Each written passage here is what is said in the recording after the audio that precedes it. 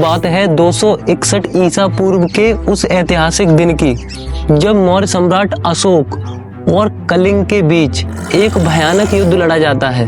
कहते हैं कि इस युद्ध में लाखों की संख्या में लोग मारे गए, जिसकी वजह से कलिंग की धरती लाल हो गई।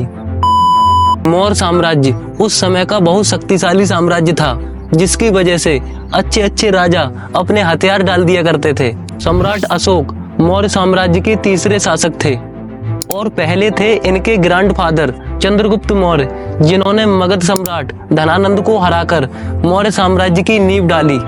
कलिंग एक समृद्ध और स्वतंत्र राज्य था, जिसने मौर्य साम्राज्य के आगे झुकने से इनकार कर दिया और यही इनकार बना एक बड़ी जंग का कारण। सम्राट अशोक कलिंग की स्वतंत्रता से खुश नहीं थे। कलिंग के व्यापारिक मार्ग पर कब्जा करने और अपनी सत्ता का विस्तार करने के लिए सम्राट अशोक ने कलिंग पर हमला कर दिया। हर एक सैनिक ने अपने राज्य की स्वतंत्रता के लिए अपनी जान की बाजी लगा दी, लेकिन मौर्य साम्राज्य की विशाल सेना के आगे कलिंग की वीरता धरी की धरी रह गई। इस युद्ध में लाखों की संख्या में लोग मारे गए। इस युद्ध में जीत तो अशोक की हुई, लेकिन यह जीत खून से सनी हुई थी। युद्ध खत्म होने के बाद अशोक का दिल दहल गया। उसे अपने किए पर गहरा पछतावा हुआ। अशोक ने हिंसा का मार्ग त्याग कर बौद्ध धर्म अपना लिया।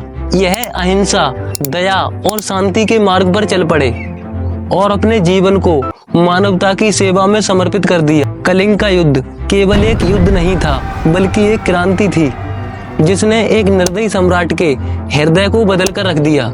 यह एक ऐसी क्रांति है जो हमें सिखाती है कि शांति और प्रेम ही सबसे बड़ा धर्म है।